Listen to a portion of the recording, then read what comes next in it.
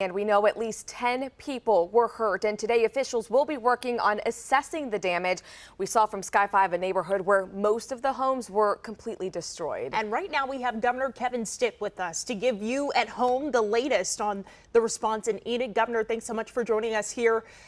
Just starting with an overall update, what are local officials saying that they need this morning? Well, thanks for having me. I talked to the mayor last night and also the colonel there that leads Vance Air Force Base, and then we sent our highway patrol. They were flying drones for search and rescue and just had eyes up in the air just first thing last night. But we are so fortunate. Everybody saw on the news how bad those tornadoes looked, and like you said, I say fortunate. It's not fortunate for the 30 folks that had their homes destroyed, but all things considered, there was zero deaths and only minor injuries. And so just thank the Lord that, there were no deaths or anything like that. But right now we're just focused on, cleaning everything up. You can report damage at damage.ok.gov. And right now, we've got 1,600 people still in Garfield County without power. So we're trying to figure out how do we get that restored as quickly as possible for our neighbors. Yeah, and Governor, I know that you will be working closely with local response agencies out there, and will be looking at some of the damage. I want to ask you, will you be declaring a state of emergency? What does that process look like before you can do something like that? Yeah, well, we basically Annie Vest is our emergency manager, and when you declare an emergency, what you're trying to do is make sure that you waive any kind of weight limits or any kind of rules to get assets there to that area. You unlock some federal resources. So if it hits certain thresholds, we certainly will do that.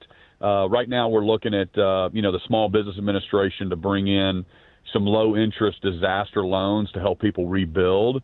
But that's why it's so important that if you do have damage, to report it at damage.ok.gov.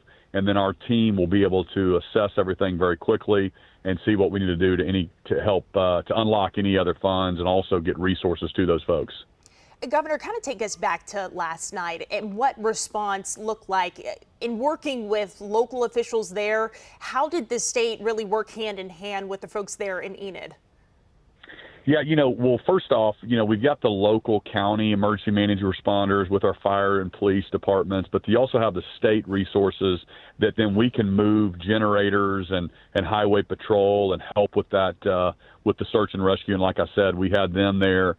They were almost one of the first ones on site, and we were flying drones to get some access to some visual to see where we need to go do some search and rescue.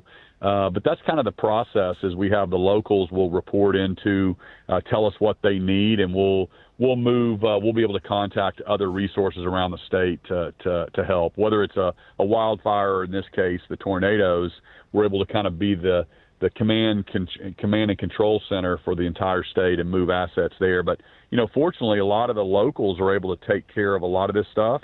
And they're it's the Oklahoma standard always on display as neighbors are helping neighbors. And I'll be heading up to Enid here shortly to also see what the locals need. I'll be working with our state representatives and senators, and I was in contact with them last night, and the mayor, just making sure they didn't need anything right then.